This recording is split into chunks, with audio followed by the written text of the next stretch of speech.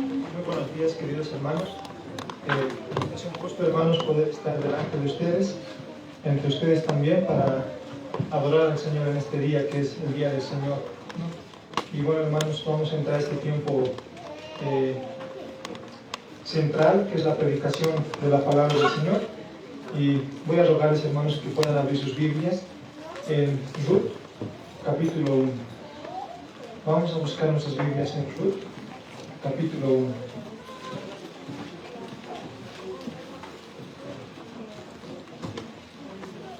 Desde la semana pasada ya hemos iniciado una serie de predicaciones que van a estar basados en el libro de Ruth, ¿no? Y bueno, vamos a ser bendecidos por el libro de Ruth, ¿no? Varias semanas vamos a estar, o varios domingos vamos a estar con el libro de Ruth, y vamos a encontrar mucha bendición por parte del Señor en este libro.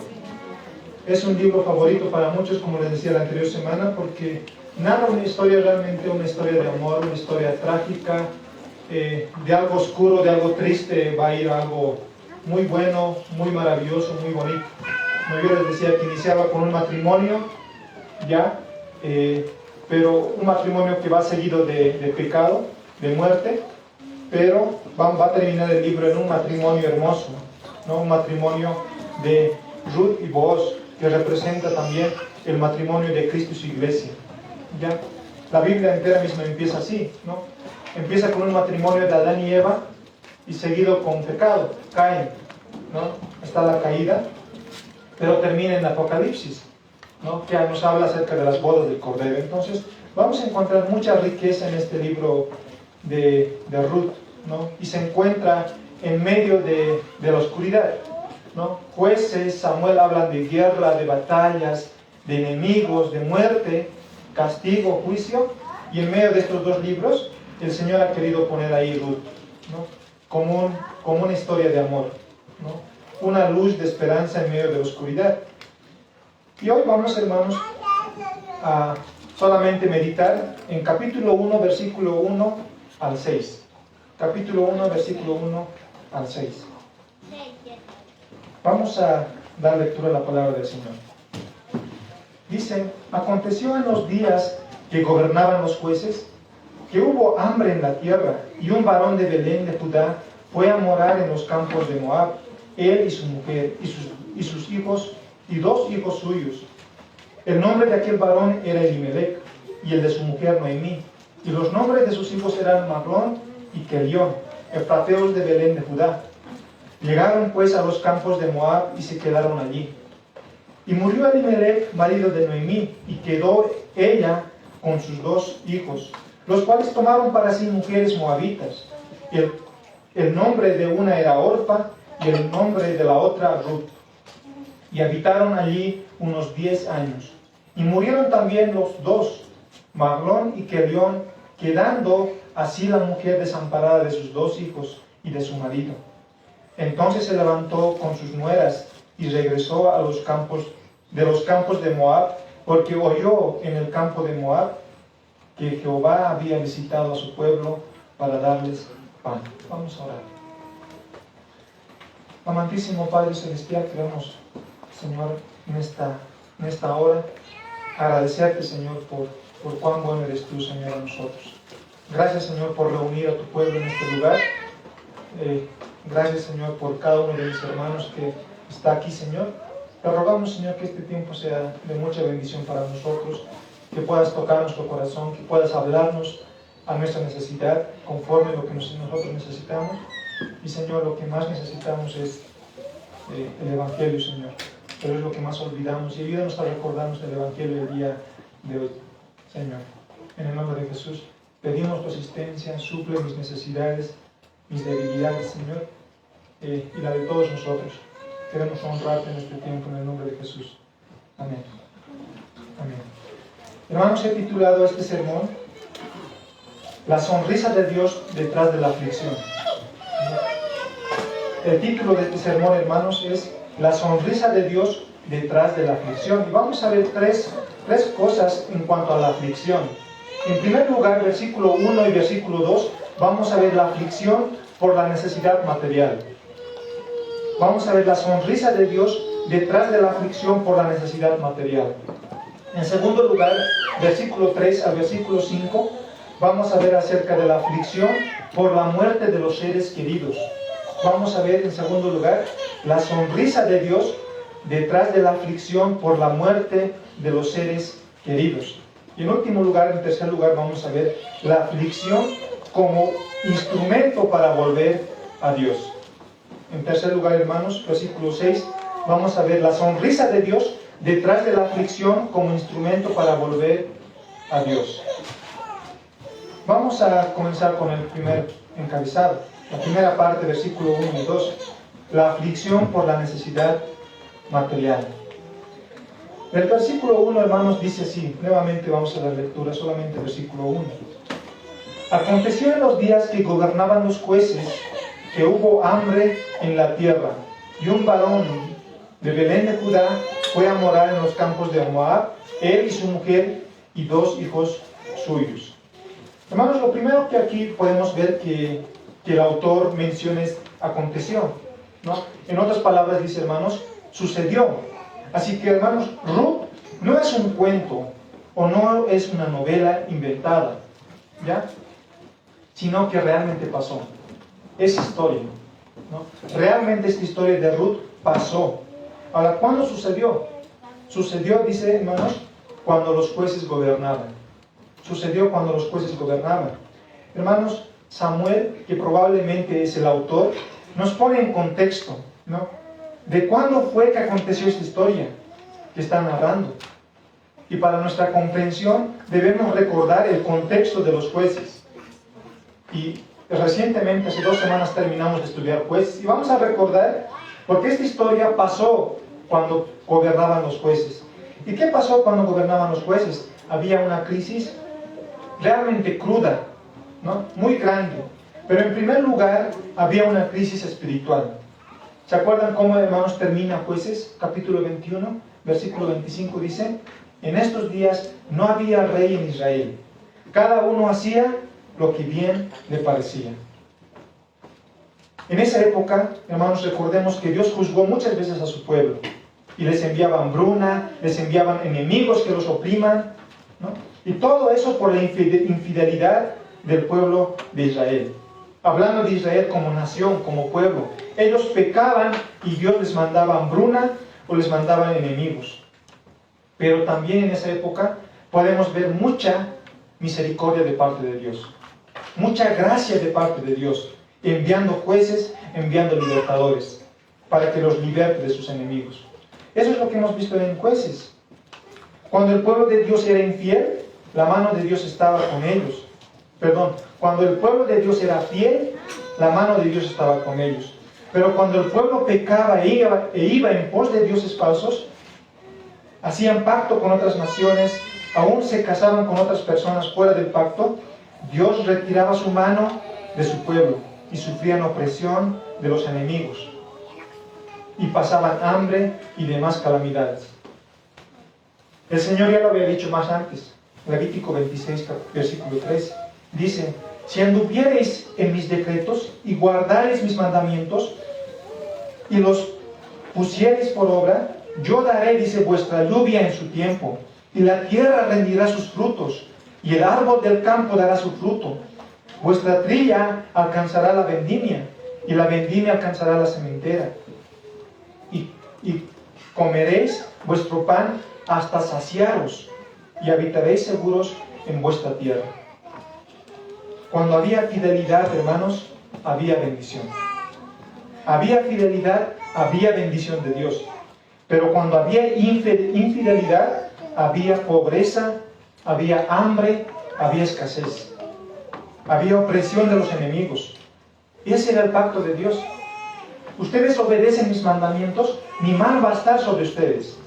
Pero si ustedes desobedecen mis mandamientos, yo voy a retirar mi mano de ustedes. En eso prácticamente o básicamente consistía el pacto de Dios. Ahora, muchos de nosotros, hermanos, tendemos a relacionar la aflicción con la consecuencia de un pecado. Y no siempre es así. Pero no siempre es así. Dios también manda pruebas duras. Dios también manda calamidades con el propósito de hacernos crecer espiritualmente. Inclusive, hermanos, podemos vivir vidas justas, hacer todo lo bueno, hacer todo lo correcto, pero el Señor nos puede mandar calamidades. El Señor igual nos puede mandar calamidades con el fin de hacernos crecer y hacer madurar espiritualmente. En ese momento de la aflicción, hermanos, no vamos a poder ver aquello. Es muy difícil poder ver que Dios está detrás de eso. Pero debemos confiar que detrás de aquello Dios tiene un propósito bueno para nosotros.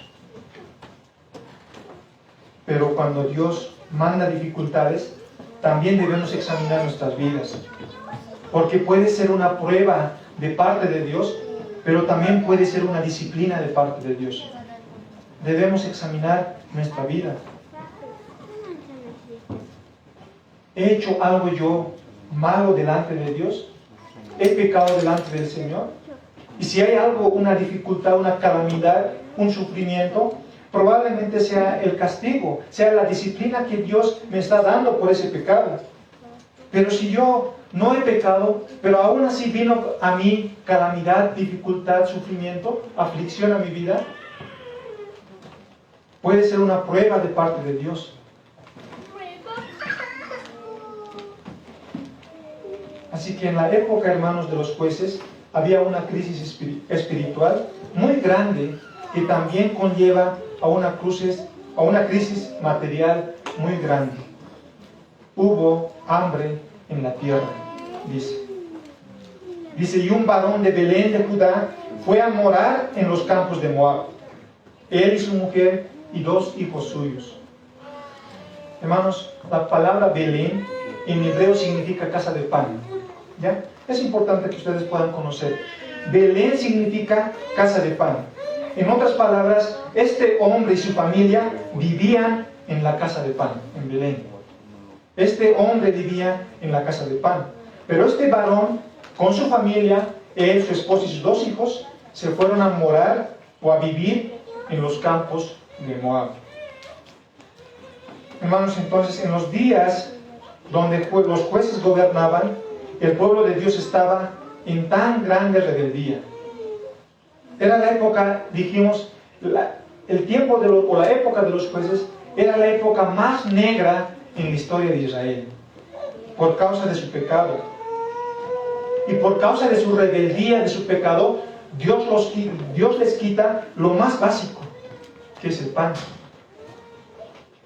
Dios les quita lo más básico, que es el pan. Y tanta era la crisis económica y alimenticia que esta familia decide emigrar a otro país, Moab. Por hambre, por necesidad de pan, esta familia decide emigrar a otro país, a Moab. Una familia que vivía en la casa de pan, Belén, tiene que irse de la casa de pan porque no hay pan en la casa de pan. ¿Podemos entender, hermanos, esta tipo trabalengua? Un hombre que vive en Belén, que significa casa de pan, un hombre que vive en la casa de pan, tiene que irse de la casa de pan porque no hay pan en la casa de pan. Había hambruna, no había pan en Belén. La familia sale de su país en busca de pan y va a Moab. Ahora, ¿por qué Moab? ¿Por qué tienen que irse a Moab? Y es importante, hermanos, nosotros conocer. Para uno diría, es otro país, probablemente es un país donde había pan. Pero la pregunta, cuando estudiamos, o sea, ¿por qué Moab? Tenemos que ver, ¿qué era Moab? ¿No? ¿Cómo era considerada Moab? Moab era uno de los grandes enemigos de Israel. Moab era un pueblo pagano, un pueblo idólatra, era enemigo de Israel. E inclusive, de manera específica, Dios maldice a Moab. Deuteronomio 23 dice así: no entrará amonita ni moabita en la congregación de Jehová, ni hasta la 10ª generación de ellos. No entrarán en la congregación de Jehová para siempre, por cuanto no os salieron a recibir con pan y agua al camino, cuando salisteis de Egipto. Y cuando Alquilaron contra ti a Balaam, hijo de Beor, de Petor en Mesopotamia, para maldecirte. Mas no quiso Jehová tu Dios oír a Balaam, y Jehová tu Dios te convirtió la maldición en bendición, porque Jehová tu Dios te amaba. No procurarás la paz de ellos, ni su bien en todos los días para siempre. Eso es lo que dice Dios de Moab. Dios maldice a Moab. Entonces Moab era lo peor de lo peor en esos tiempos. Era lo peor de lo peor en esos tiempos. Ahora la pregunta es, ¿por qué Moab? ¿Por qué Elimelech tiene que emigrar a Moab? ¿Qué estás haciendo, Elimelech? ¿Por qué tienes que irte a Moab? ¿Por qué no te vas a otros lados? ¿Por qué no vas a donde tus hermanos? Elimelech estaba saliendo de la casa de Dios y estaba yendo a la casa del enemigo. En otras palabras podemos decir, estaba saliendo de la casa de Dios para ir a la casa del diablo, de Satanás. Y ese es el contexto. Versículo 2 dice, el nombre de aquel varón era Elimelech, y el de su mujer Noemí. Y los nombres de sus hijos eran Maclón y Kelión, efrateos de Belén de Judá. Llegaron pues a los campos de Moab y se quedaron ahí. En este versículo, hermanos, el autor describe a la familia que estaba mencionando ya en el versículo 1, aquí con nombre propio, ¿ya?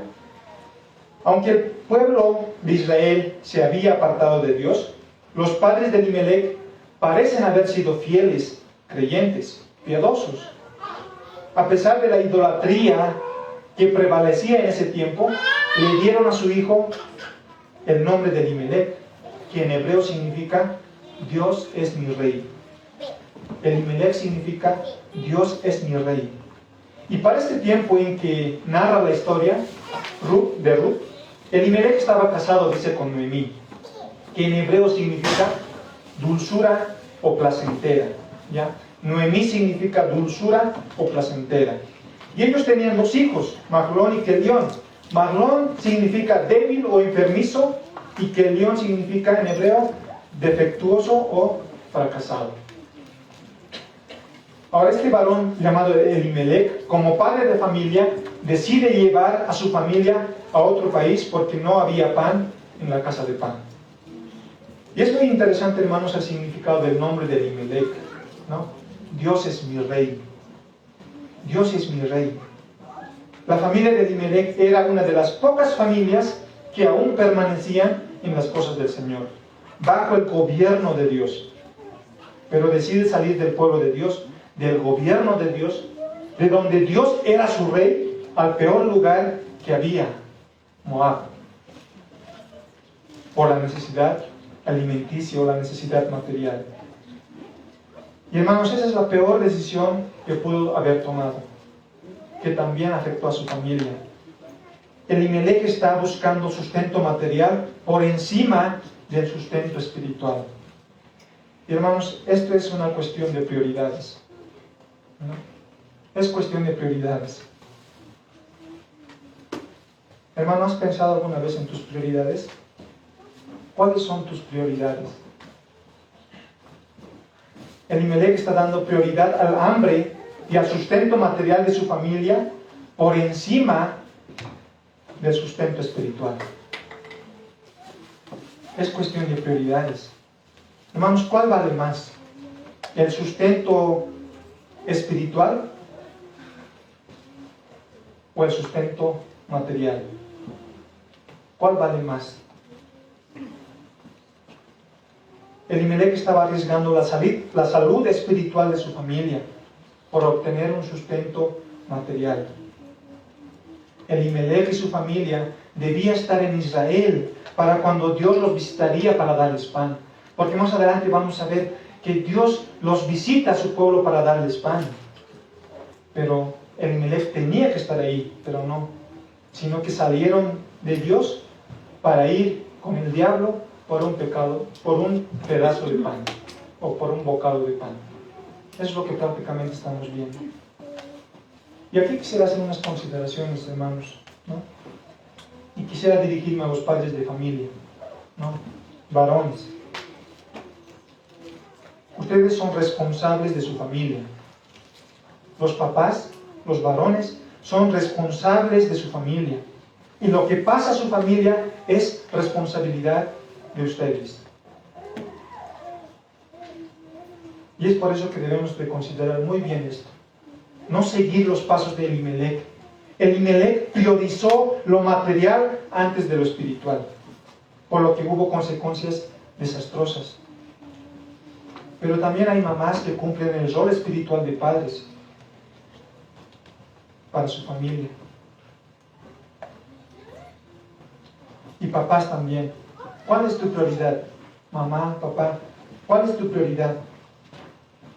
¿Es lo primero el aspecto espiritual de tu vida y la de tu familia? ¿O la prioridad son las cosas materiales? ¿Cuáles son sus prioridades, hermanos? Hermanos, este tema de prioridades es algo muy importante que debemos considerar. Como varones y esposos, amamos a nuestra esposa. Como padres y madres, amamos a nuestros hijos y queremos darles lo mejor.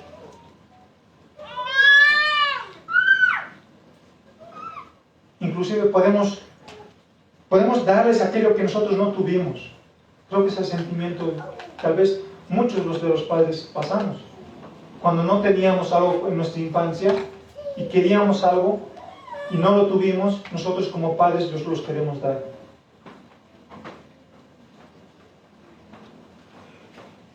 Y eso está bien, ¿no? Pero ¿a costa de quién? ¿O a expensas de quién? Lo mejor, hermanos, que podemos dar a nuestros hijos y dejar a nuestros hijos cuando muramos, no son cosas materiales, no son casas, no son autos, no son propiedades, no son acciones en algunas empresas. Lo mejor que podemos dejarles, hermanos, es el Evangelio. Que ellos conozcan al Señor. Que ellos puedan ver en ti que para ti lo más importante es el Señor. Y las cosas del Señor son los más importantes. Guardar el día de reposo. A veces, hermanos, podemos dar un mal ejemplo de que faltar el domingo a la iglesia o no congregarse el domingo no es tan malo. Nosotros como padres damos el ejemplo. Ustedes como padres y madres dan el ejemplo a sus hijos. Pero a veces nosotros pensamos que el faltarse el domingo, no congregarse el domingo, no es tan malo, no es tan grave. Y los hijos van aprendiendo. No dar importancia a las actividades de la iglesia, porque hay muchas cosas mejor en las que podemos aprovechar nuestro tiempo, es una de las cosas también.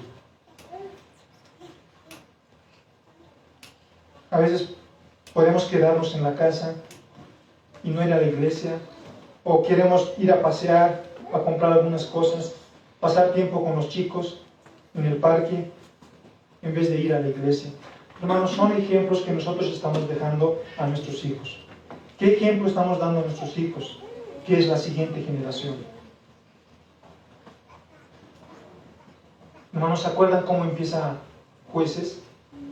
Dice que había una generación que no conocía al Señor, que no conocía a Dios. Y era por la enseñanza de los padres, el ejemplo de los padres. Y nuestros hijos, hermanos, van a ser nuestra próxima generación.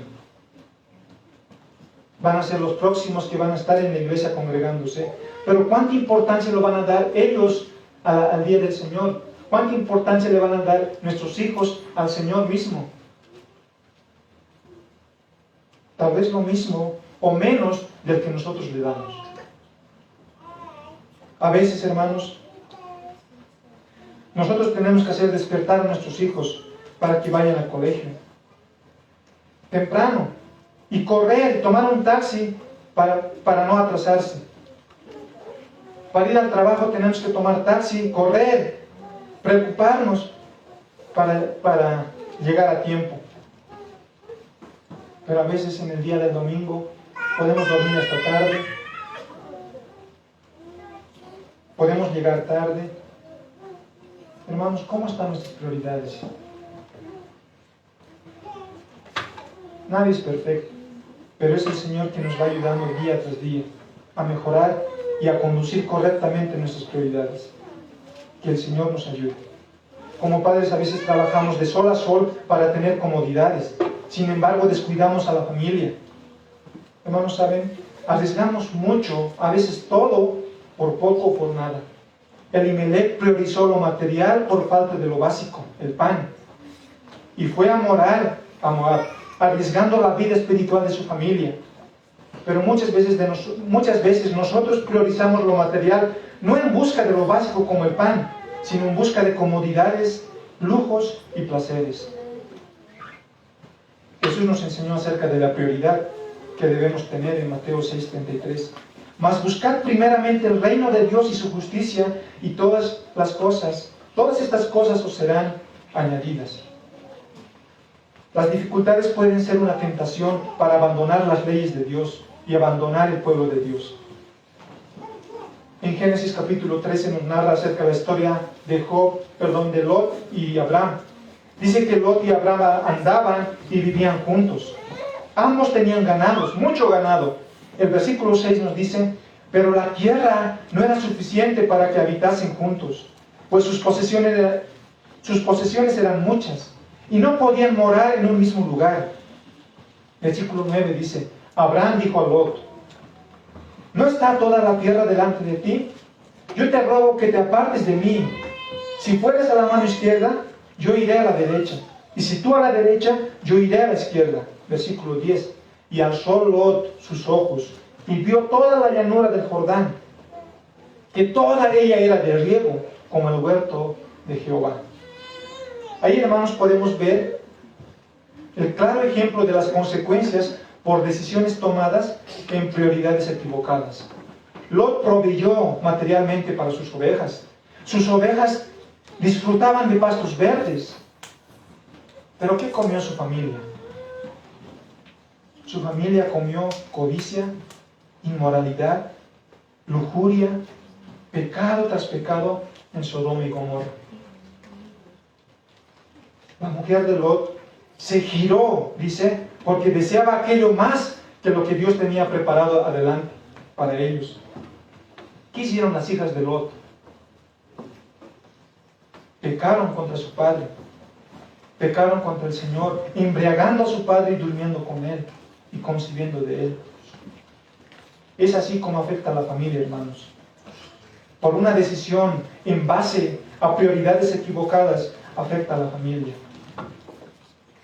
A pesar de la decisión necia de Elimelec de buscar pan en Moab, había algo que permanecía: la unidad familiar. Aún estaban juntos y podían hacer que vivir en Moab funcione, pero lamentablemente no por mucho tiempo. Noemí pierde a su esposo e hijos. Vamos a irnos al versículo 3 y al versículo 5. La aflicción por la muerte de los seres queridos. La aflicción por la muerte de los seres queridos. Dice el versículo 3 y 4: y murió Elimelec, marido de Noemí, y quedó ella con sus 2 hijos, los cuales tomaron para sí mujeres moabitas. El nombre de una era Orfa, y el nombre de la otra Ruth. Y habitaron allí unos 10 años, y murieron también los 2, Mahlón y Kelión. Quedaron así la mujer desamparada de sus 2 hijos y de su marido. Estando ya, hermanos, en la tierra de Moab, no sabemos cuánto tiempo pasó desde que llegaron a Moab, pero la cabeza de la familia, Elimelec, marido de Noemí, muere. Dice que murió. Y dice que Noemí se quedó con sus 2 hijos. Ahora, hermanos, en esa época, el hombre de familia, o sea, el esposo y padre, era el sostén de la familia. Era el sostén de la familia, quien proveía, quien cuidaba, quien sustentaba a su familia. Pero también era el responsable y representante de la sociedad. ¿Cuán importante era el hombre en el hogar? Era el representante ante la sociedad. Así que Noemí queda viuda. Y podemos decir que viuda en esos tiempos es sinónimo de desamparada. Pero tenía 2 hijos, varones, los cuales podían todavía sostener y cuidar a su madre viuda. También se narra que estos 2 hijos, Mahlón y Kelión, se casan con mujeres moabitas, cuando eso estaba completamente prohibido por Dios. Dios había prohibido emparentar con pueblos paganos, ¿no? Con pueblos paganos. Dice Deuteronomio capítulo 7: cuando Jehová tu Dios te haya introducido en la tierra en la cual entrarás para tomarla, y haya echado de delante de ti a las muchas naciones, al Geteo, al Gergeseo, al Amorreo, al Cananeo, al Fereceo, al Jebeo, al Jebuseo, 7 naciones mayores y más poderosas que tú, y Jehová tu Dios las haya entregado de delante de ti, y las hayas derrotado, dice, las destruirás del todo, y no harás con ellas alianza, ni tendrás de ellas misericordia. Y esto, hermanos, escuchen. Y no emparentarás con ellas. No darás tu hija a su hijo, ni tomarás su hija para tu hijo, porque desviará a tu hijo de en pos de mí, y servirán a dioses ajenos, y el furor de Jehová se encenderá sobre vosotros, y te destruirá pronto. Maglón y Kelión, hermanos, eran israelitas, partes del pueblo de Dios, bajo el pacto de Dios. Sin embargo, toman para sí mujeres que están fuera del pacto. Eran moabitas, Ruth y Orfa. Hermanos, Dios prohíbe el casamiento en yugo desigual. Dios prohíbe el casamiento en yugo desigual.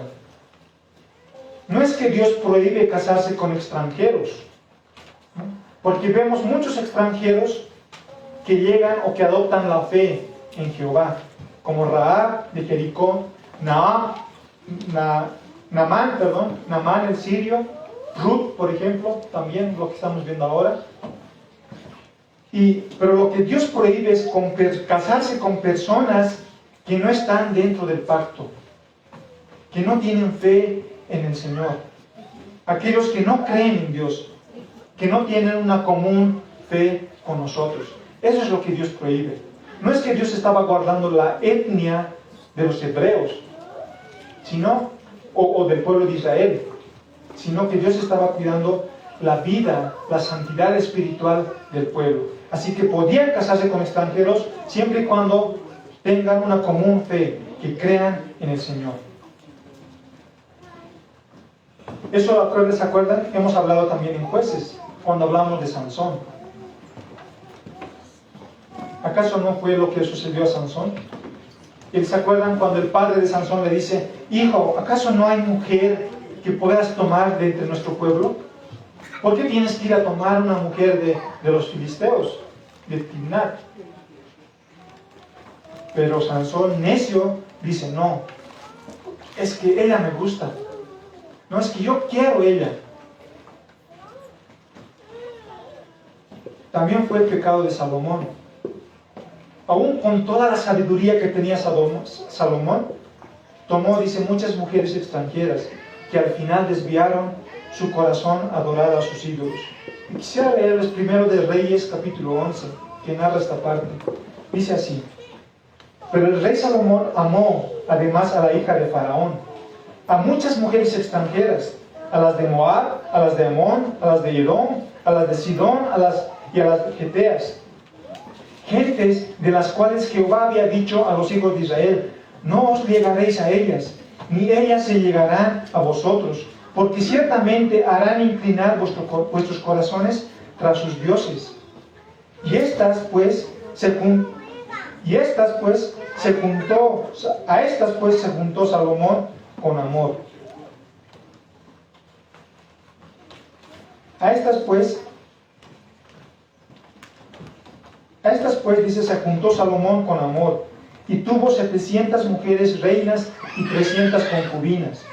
Y sus mujeres desviaron su corazón, y cuando solo Salomón era ya viejo, sus mujeres inclinaron su corazón tras dioses ajenos, y su corazón no era perfecto con Jehová su Dios, como el corazón de su padre David.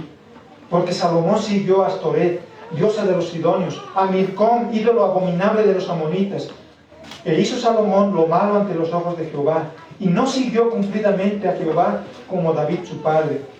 Entonces edificó Salomón un lugar alto a Quemos, ídolo abominable de Moab, en el monte que está enfrente de Jerusalén, y a Moloch, ídolo abominable de los hijos de Amón. Así hizo para todas sus mujeres extranjeras, las cuales quemaban incienso y ofrecían sacrificios a sus dioses. Y se enojó Jehová contra Salomón, por cuanto su corazón se había apartado de Jehová su Dios, Jehová Dios de Israel, que se había aparecido 2 veces, y le había mandado acerca de esto, que no siguiese a dioses ajenos, mas él no guardó lo que le mandó Jehová. Hermanos, cuando pensamos en estas 2 historias de Sansón y Salomón, si esto pasó al hombre más fuerte en la historia como Sansón y al hombre más sabio como Salomón, no podemos, hermanos, creernos nosotros más fuertes o más sabios que ellos, queriendo casarme con una filistea, con alguien que no es creyente. ¿Por qué? Porque dice el Señor que desviará nuestro corazón. Hermanos, hermanas, jóvenes, Dios prohíbe el casamiento en yugo desigual, porque desviará tu corazón. 2 Corintios, el apóstol Pablo dice: no os unáis en yugo desigual con los incrédulos, porque ¿qué compañerismo tiene la justicia con la injusticia? ¿Y qué comunión la luz con las tinieblas? Jóvenes solteros que quieren casarse deben considerar esto muy en serio. El deseo de casarse es bueno y se anima a que se casen, pero no en yugo desigual. No en yugo desigual, sino que sea en el Señor. Y si no hay alguien, tú miras este lado y miras el otro lado y dices: no, mira, aquí están casados, allá también, allá están noviando, y tal vez no hay, y las que hay, digamos, no, o sea, no, tal vez no. Hermanos, deben quedarse solteros. Si no hay, es quedarse solteros. Ser soltero, hermanos, no es malo. Ser soltera no es mala, no es malo, no es pecado. Es mejor ser soltero para la gloria de Dios que casado en contra de la voluntad de Dios. Es mejor quedarse soltero para la gloria de Dios que casado en contra de la voluntad de Dios. Alguien dijo que hay 3 clases de matrimonio. El matrimonio que Dios bendice, el matrimonio que Dios bendice, que es el de los cristianos. El otro matrimonio que Dios acepta es el de los paganos, de los que no son cristianos, pero Dios los acepta. Pero hay el matrimonio que Dios desaprueba y no aprueba, que es el matrimonio de un cristiano con un no cristiano, de un creyente con un no creyente, con un incrédulo. Hermanos, es mejor quedarse solteros para la gloria de Dios que casados deshonrando a Dios. Hermanos, no piensen, jóvenes, no piensen que casándote con un no cristiano, en un futuro podrás convertirlo o podrás traerlo a la iglesia. Alguien también dijo: casarse de esa manera en yugo desigual, o pensar de esa manera de casarme con un no cristiano para yo jalarle después a la iglesia o convertirlo, es pensar como si el cristiano estuviera aquí adelante, ¿no?, en un lugar alto, y el no cristiano abajo, ¿no? ¿Y quién va a jalar? Dice, con facilidad. ¿El que está arriba al de abajo o el de abajo al que está arriba? El que está abajo va a jalar con mayor facilidad al que está arriba. O sea, el incrédulo que está abajo va a jalar con mayor facilidad al creyente que está encima. Y es así, hermanos. No podemos, Dios prohíbe casarse en yugo desigual. Y la tragedia, hermanos, se incrementa más para Noemí, ¿no? Cuando los hijos Mahlón y Kelión mueren. Versículo 5 dice: y mueren también los 2, Mahlón y Kelión, quedando así la mujer desamparada de sus 2 hijos y de su marido. Hermanos, Elimelech actuó neciamente para irse a vivir a Moab, y Dios le quita la vida. Los hijos se casaron con mujeres moabitas, y Dios les quita la vida. Así que los 3 varones, líderes de la familia, mueren. Solamente quedan mujeres desamparadas, viudas. Y Noemí aquí queda no solamente desamparada, sino completamente desamparada. No se puede estar más desamparado como el estado de Noemí. Noemí está completamente desamparada. Noemí pierde absolutamente todo. Está en un lugar extranjero, sin esposo, sin hijos y con 2 nueras que cuidar, que mantener, que sostener. ¿Qué más le puede suceder a esta mujer? Cualquiera diría, qué mala suerte de esta mujer. Pero la historia no se trata de Noemí, sino de Dios. La historia se trata de Dios, porque Dios estaba detrás de todo esto. Y Ruth lo entendía. Ruth entendía que Dios estaba detrás de todo esto. Versículo 13 dice de Ruth: la mano de Jehová ha salido contra mí. Versículo 21 dice: Jehová ha dado testimonio contra mí y el Todopoderoso me ha afligido. Y cuando nos vamos a la historia de Job, hermanos, considerando la vida de Job, Job, después de haber perdido sus posesiones, después de haberlo perdido todos sus hijos, Job dice en capítulo 1: entonces Job se levantó y rasgó su manto, y rasuró su cabeza, y se postró en tierra y adoró, y dijo: desnudo salí del vientre de mi madre, y desnudo volveré allá. Jehová dio, y Jehová quitó. Sea el nombre de Jehová bendito. En todo esto no pecó Job, ni atribuyó a Dios despropósito alguno. Job capítulo 2, versículo 10. ¿Recibiremos de Dios el bien y el mal no lo recibiremos? En todo esto no pecó Job con sus labios. Capítulo 19, versículo 21. Tened compasión de mí, porque la mano de Dios me ha tocado. Hermanos, si pueden ver ustedes esto. Job en ningún momento atribuyó las cosas que estaban pasando a Satanás.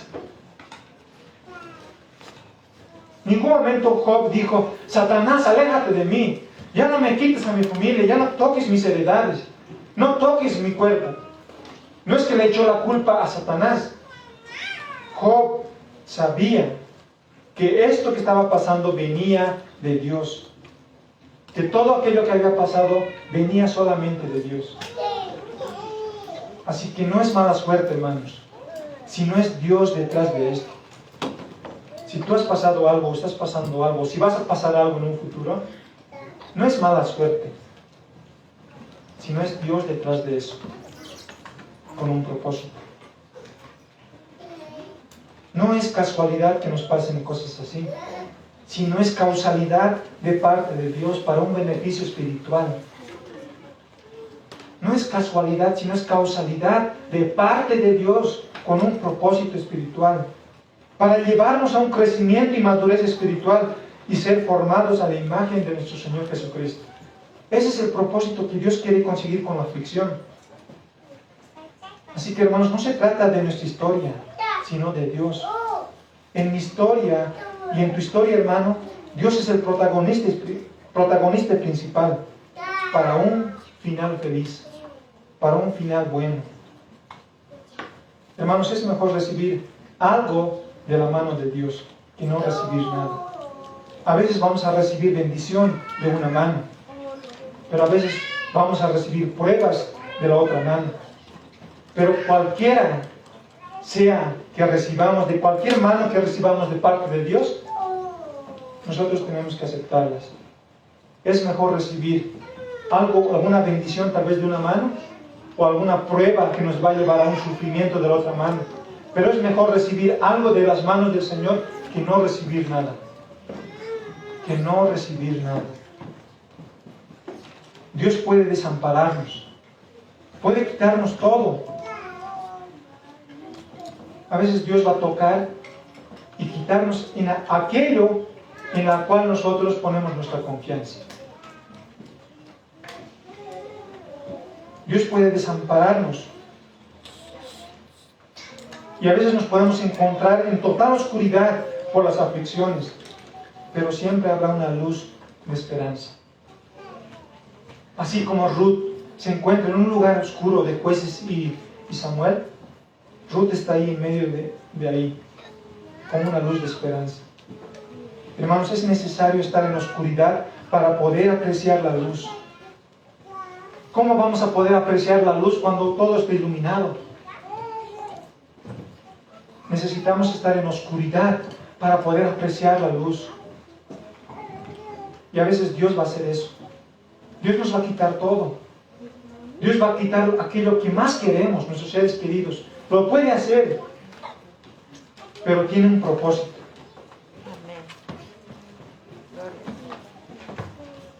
Y esa luz de esperanza llega a Noemí. Versículo 6.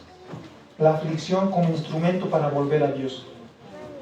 Versículo 6 dice: entonces se levantó con sus nueras y regresó de los campos de Moab, porque oyó en el campo de Moab que Jehová había visitado a su pueblo para darles pan. Noemí escuchó que Jehová había visitado a su pueblo para darles pan. Esa era la esperanza, la mejor noticia que había escuchado después de mucho tiempo de sufrimiento. Cuando Noemí sentía que ya no tenía nada más, ella escuchó que Jehová se acordó de su pueblo. Visitó a su pueblo para darles lo que más necesitaban: pan. Así es, hermanos, Dios visitó a su pueblo para darles pan. Y esta es la mejor noticia que nosotros podemos escuchar, aún en nuestra actualidad. El pan que todos necesitaban, el pan que viene de Belén, de la casa de pan, no era el pan material al que se refiere Samuel, sino al pan espiritual, el pan de vida. Eso es lo que escuchó Noemí, que Dios había visitado a su pueblo para darles pan, el pan de vida. ¿Quién es el pan de vida? Juan 6:35. Jesús les dijo: yo soy el pan de vida. El que a mí viene nunca tendrá hambre, y el que en mí cree no tendrá sed jamás. Versículo 51. Yo soy el pan vivo que descendió del cielo. Si alguno comiere de este pan, vivirá para siempre. Y el pan que yo daré es mi carne, la cual yo daré por la vida del mundo. Esa es la mejor noticia, hermanos, que podemos escuchar. Esa es la mejor noticia que podemos escuchar en medio de la aflicción y en medio del sufrimiento. Y eso es lo que escuchó Noemí.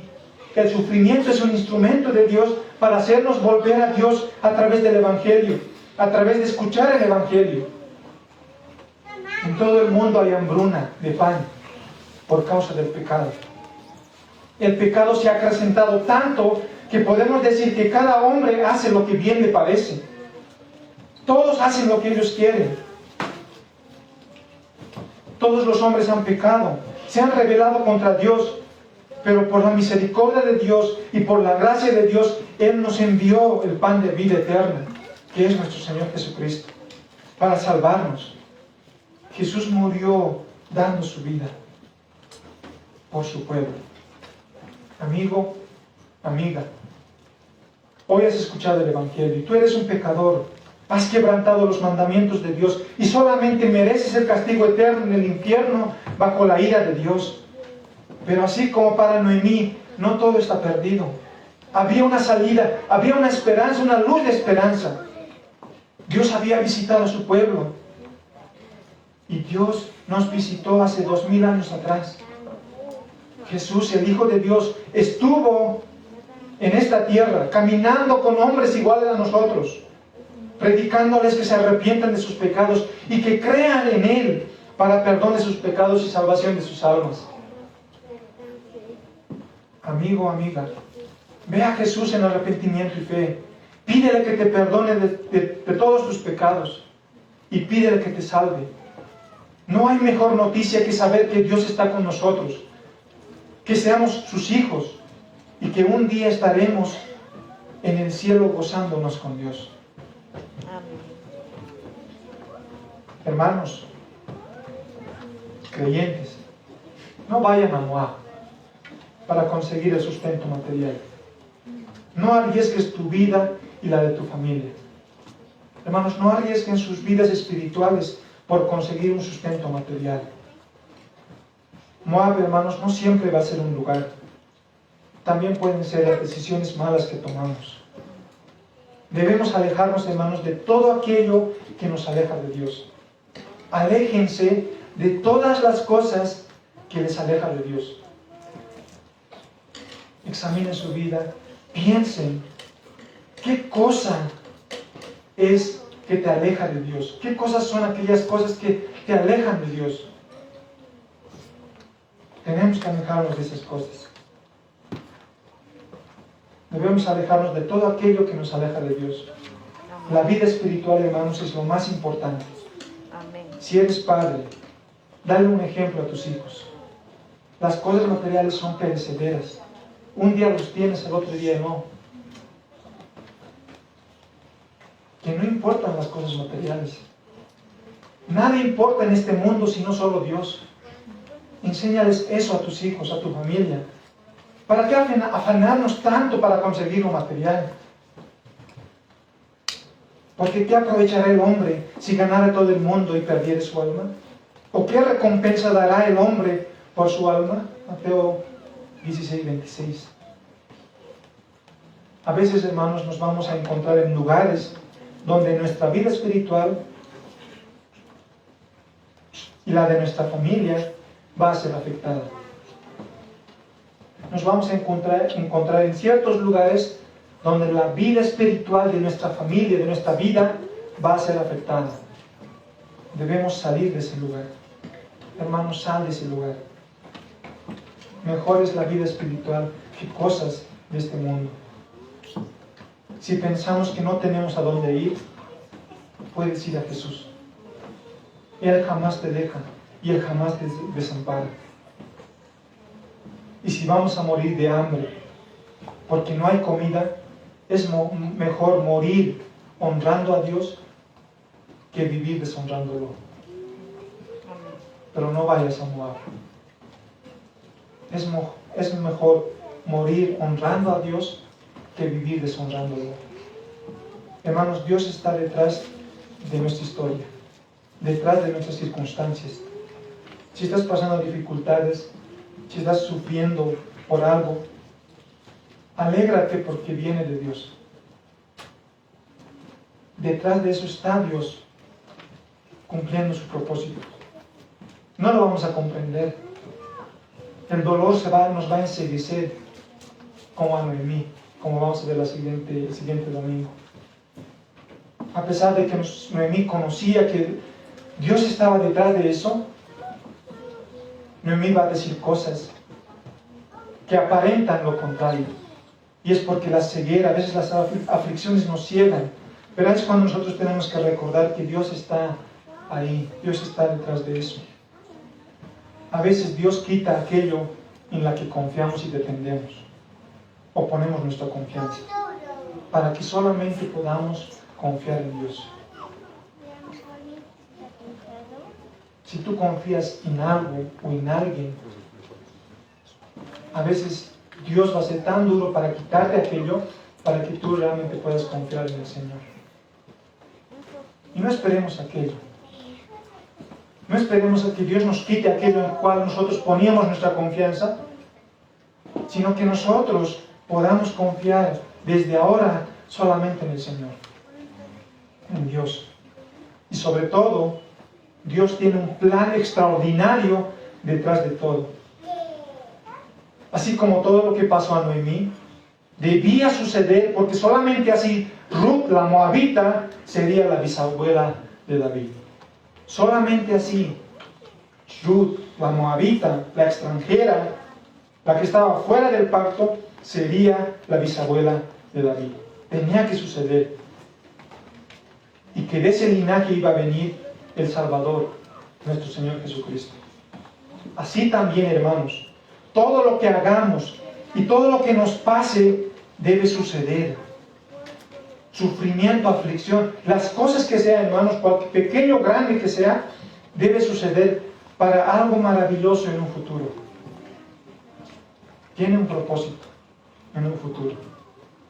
Tal vez no lo veamos, nuestros hijos tal vez lo vean. tiene un futuro maravilloso, aquello que estemos pasando.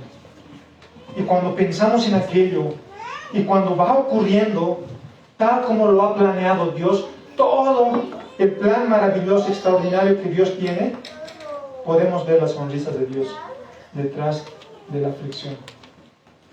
¿Quién no se alegra? ¿Quién no sonríe cuando su plan está siendo ejecutado cabalmente? Si tú haces un plan y se está ejecutándose correctamente como debe ser, tú te alegras, tú te complaces. Y es así. Dios se alegra cuando todas las cosas pasan como Él lo ha diseñado, con un propósito. Y ahí nosotros podemos ver la sonrisa de Dios detrás de la aflicción. Y ahí el título de nuestro sermón: la sonrisa de Dios detrás de la aflicción. O podemos decir nosotros cada uno: la sonrisa de Dios detrás de nuestra aflicción. La sonrisa de Dios detrás de nuestra aflicción. Vamos a orar.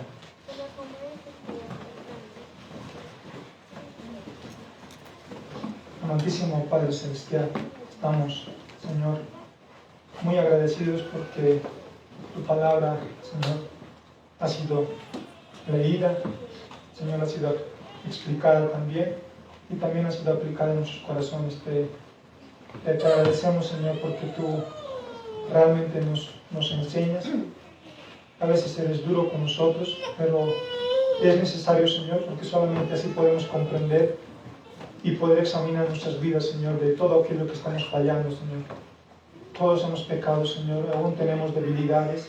Te rogamos, Señor, que a través de tu palabra tú nos puedas, Señor, infundir poder en nosotros a través de tu Espíritu Santo y poder hacer aquello que tenemos que hacer, Señor, que no estamos haciendo. Y dejar de hacer aquello que no te agrada a ti, Señor. Todo lo que hemos aprendido de este sermón, de estos 6 versículos, Señor, realmente nos puedan transformar nuestras vidas. Que podamos recordar el Evangelio, Señor. Que detrás de cualquier cosa, sea buena o sea mala, Señor, que nos lleven a sufrimientos, a llanto, o a alegrías, a risas, Señor, sabemos que tú estás detrás de todo eso, sonriendo, Señor. Como un autor escribió un libro, La sonrisa escondida de Dios. Señor, te pedimos, Señor, que nos ayudes a ver aquello, a pensar en aquello, Señor, que tú estás detrás de aquello y tienes un propósito bueno, tienes un final feliz para nosotros. El tiempo de oscuridad va a terminar y vas a traer prosperidad a nuestras vidas. Prosperidad no material, sino espiritual, Señor, para nuestras vidas. Te ruego, Señor, que tú bendigas a tu pueblo, bendigas a tu iglesia, Señor. Que tanto los padres como las madres, Señor, puedan considerar todo lo que se ha dicho, Señor.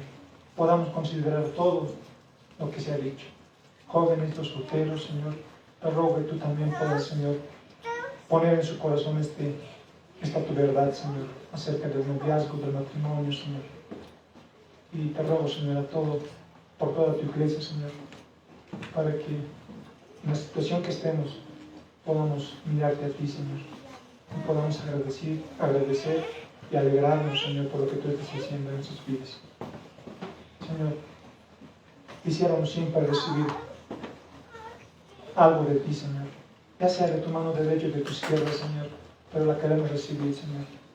No escondas tu mano de nosotros, sino siempre damos, Señor, en el nombre de Jesús. Amén.